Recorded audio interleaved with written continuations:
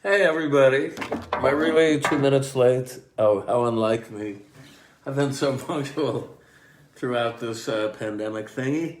Anyway, I'm Gary Lucas and I'm here from a safe house in Maastricht, Netherlands, which is a beautiful city, and enjoying my stay very much here. I've been working this week in the studio with a great young acoustic bass player, an award-winning jazz guy named Peter Willems, who's really, really a great pleasure to be working with. And we just played up in Eindhoven at the So What's Next festival.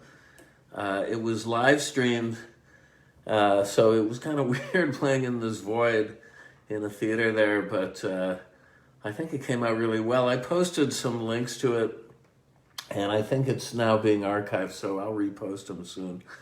But I did my Spanish Dracula live film score there Thursday, which they broadcast Saturday night on Halloween right after my little live stream Saturday performance. And then we played on Friday night and it went out live.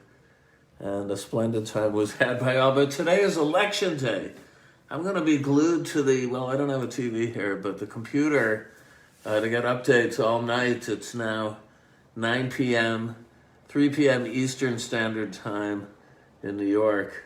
And my friend Helene Adam just reminded me that we've gone into Eastern Standard Time as opposed to Eastern Daylight Time. I never really knew the difference, but it's election day.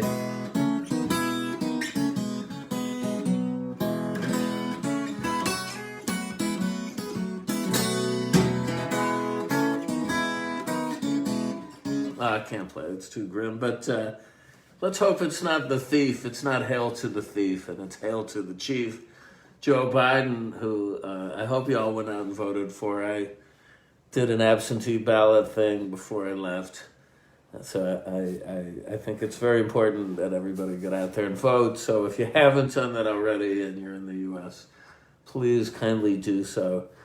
You know, it's your patriotic duty. And anyway, well, let's just get right down to it.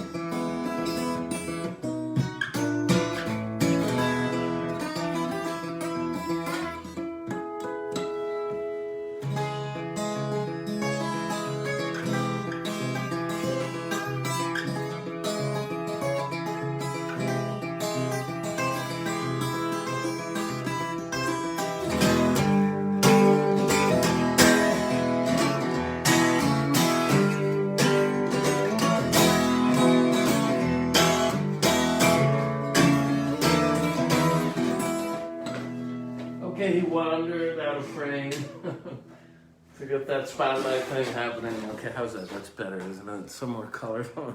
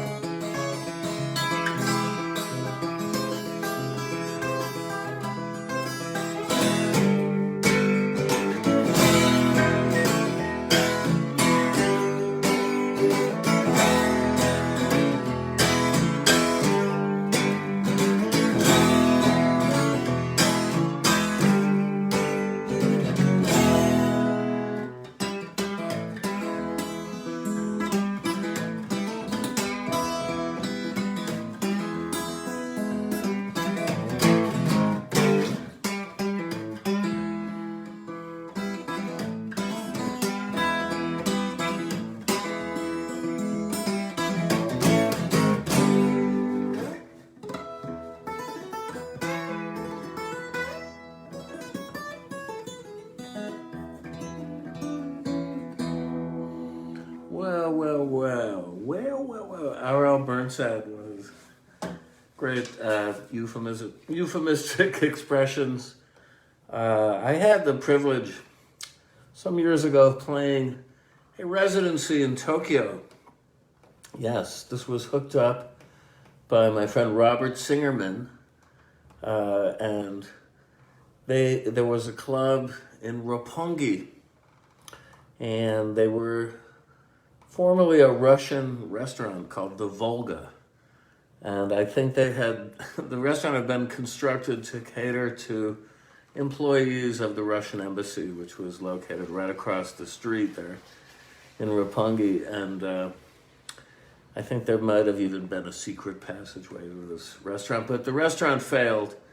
And so under new management of various Yakuza, they were trying to do a blues club, and they'd sent the programmer of the club to Chicago to go visit Checkerboard Lounge and some of the other Buddy Guy's Legends, whatever the hot blues clubs in Chicago were in the mid-90s.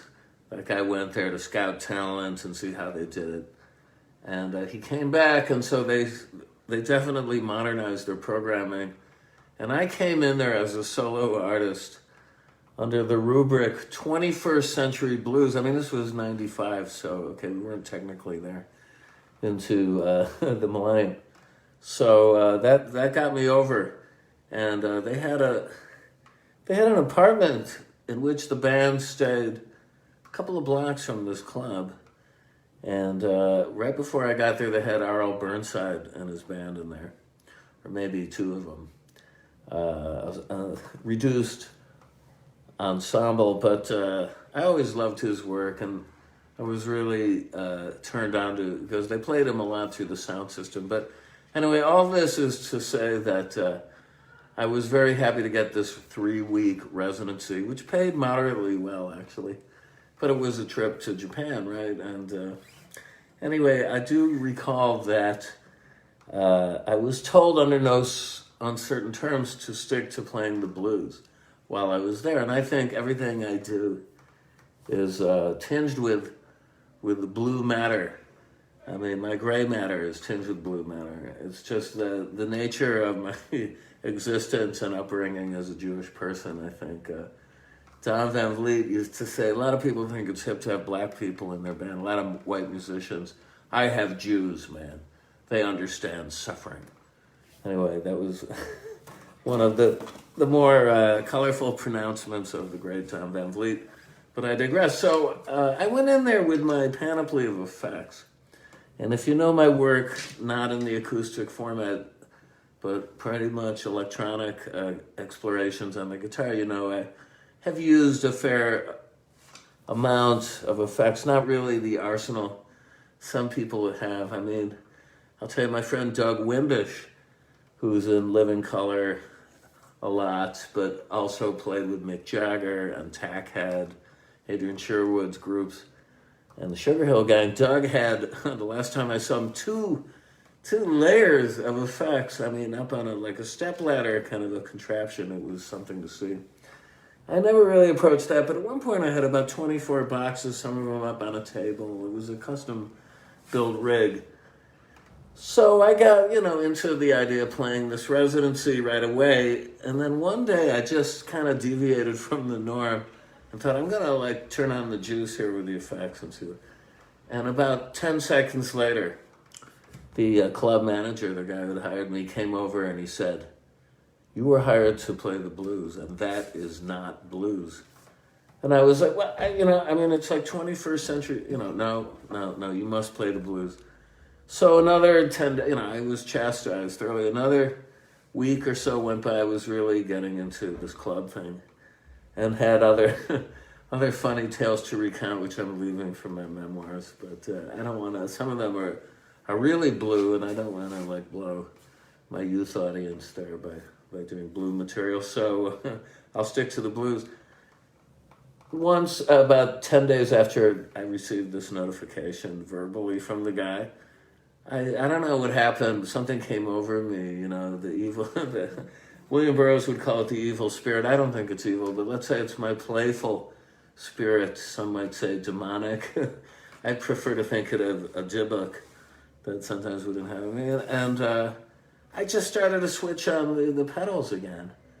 And it actually coincided with the boss's girlfriend, right? The big boss's girlfriend, who was on her cell phone.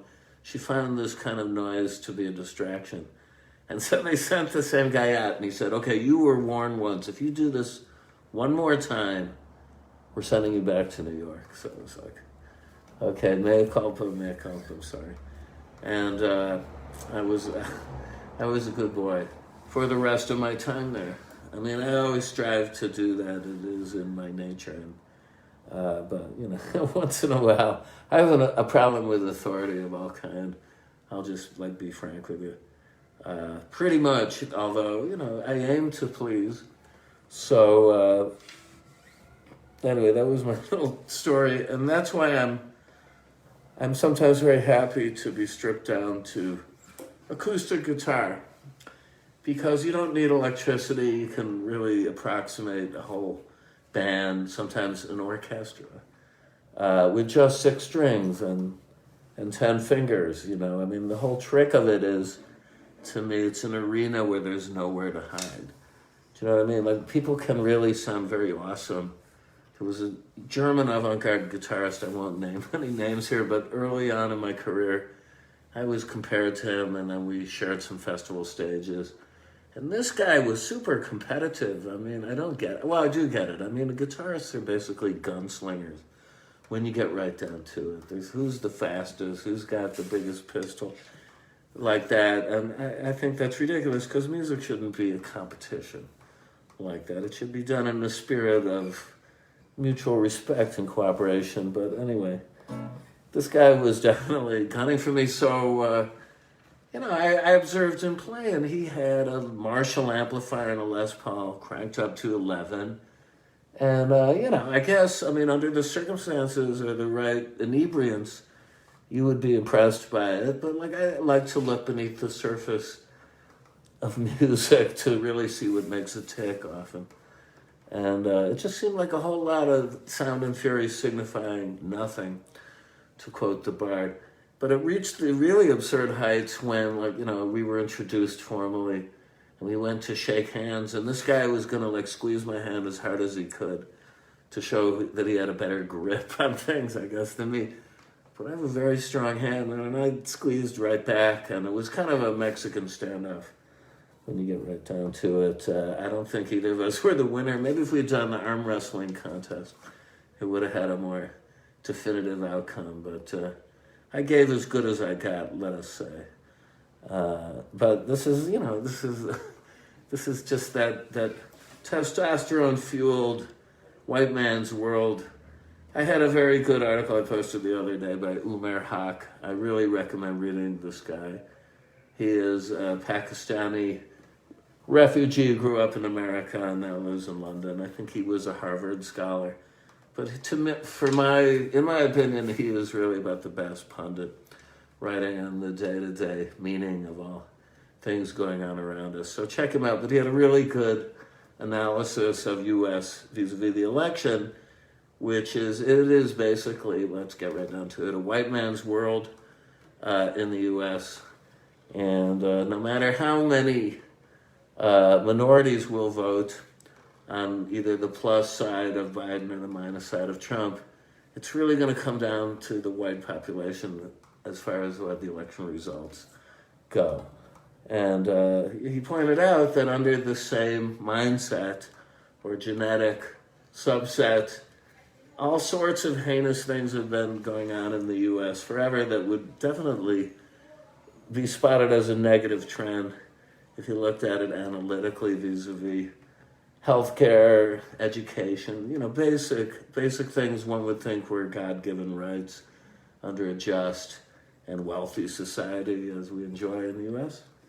But it's never really been that way. And it's basically every man, woman, and child for themselves and God against all, which is a sorry state of affairs, don't you think? I know. I do, but I'm here anyway. I have to just shut up and play the guitar. I'm just here to cheer you up a little bit. So far be it from me to go and naysay anymore.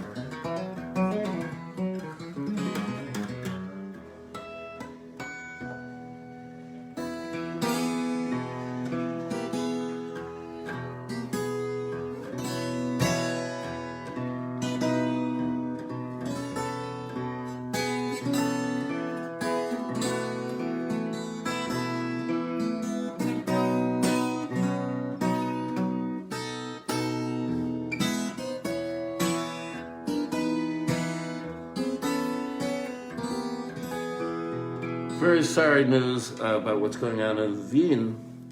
Vienna was the first city that I ever played in Europe, and that was as a lead guitarist in Leonard Bernstein's Mass. And I always love playing there, and I have to ring my remaining friends there to see how they're doing. But what terrible news came in last night, and on top of everything else. But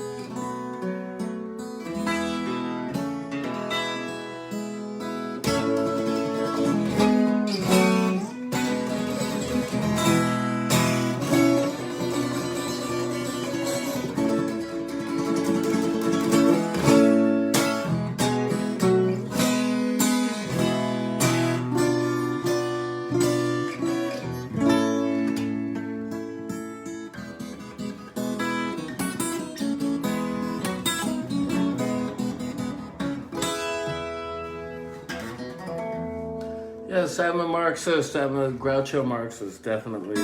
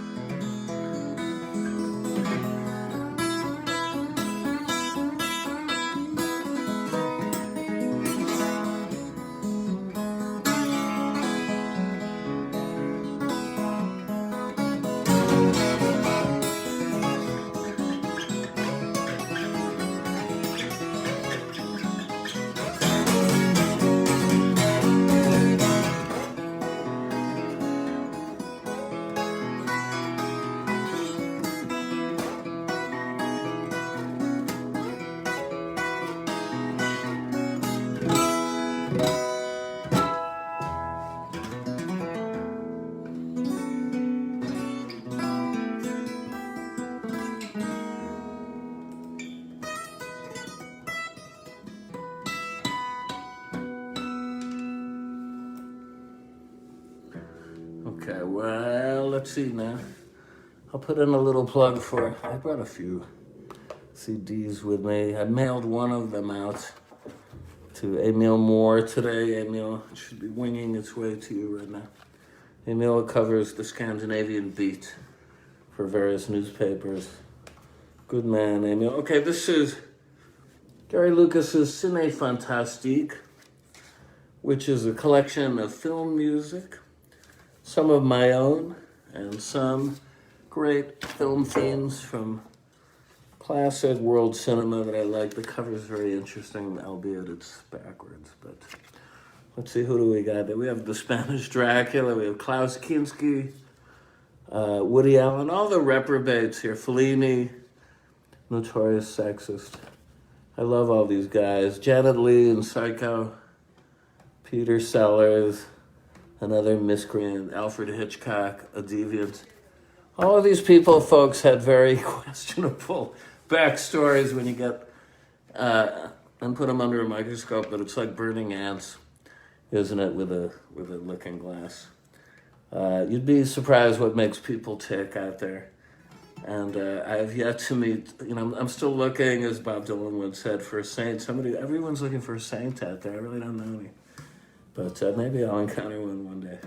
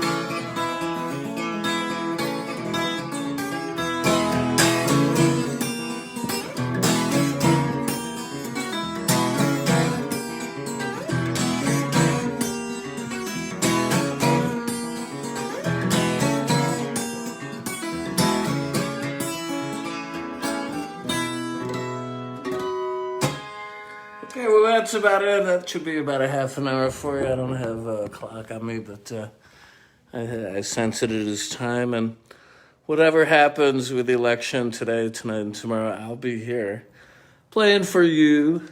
And the next hit will be, let's see, what day are we at? Oh, yeah. I'll be playing on Thursday and Saturday and then Tuesday. And then I'm coming home a week from Wednesday. I hope they let me back in. But you'll hear about it. In the meantime, get out there and vote. Wear that mask. Vote for Biden. Don't be a chump. Okay. We love you guys. Take care. And see you on the flip-flop. Bye now.